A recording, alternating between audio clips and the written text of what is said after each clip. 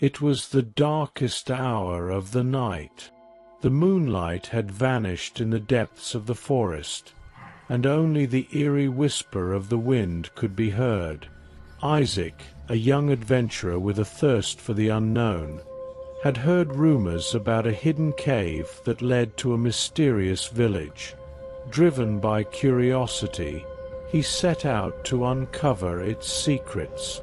As Isaac ventured deeper into the forest, the trees grew denser, and the path became harder to discern.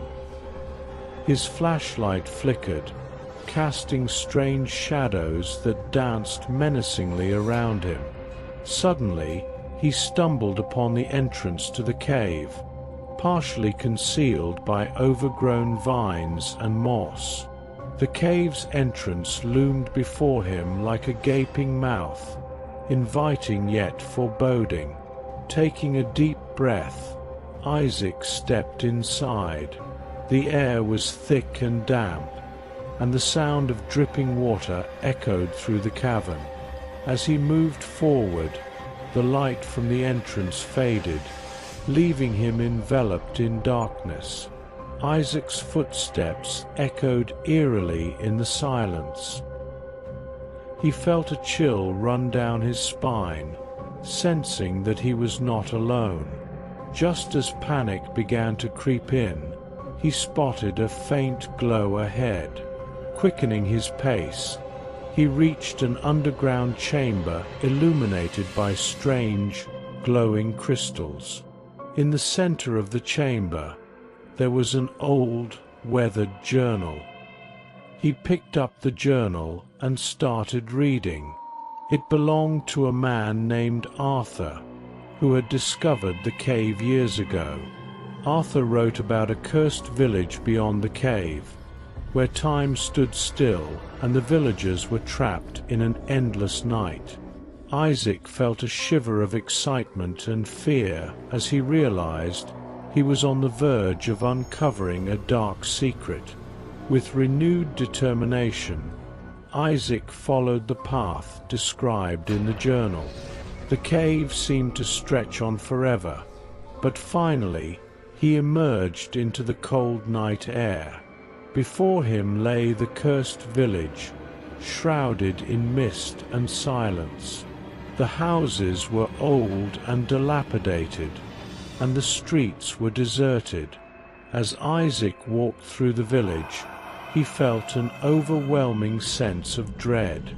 The silence was oppressive, broken only by the occasional creak of old wood. He approached the village square, where a massive, ancient tree stood.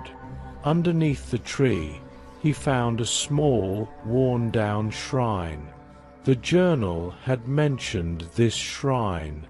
It was said that the curse could be lifted by placing a personal item on the shrine and reciting an incantation. Isaac reached into his pocket and pulled out a small pendant, a gift from his late grandmother. He placed it on the shrine and began to read the incantation from the journal. As he finished the last words, the ground trembled, and a low, rumbling noise filled the air. The mist began to swirl around him, and ghostly figures appeared, their faces twisted in anguish. Isaac's heart raced as the figures drew closer, their whispers filling his mind with horrifying images. Desperate to escape, Isaac ran back toward the cave, but the ghostly figures pursued him relentlessly.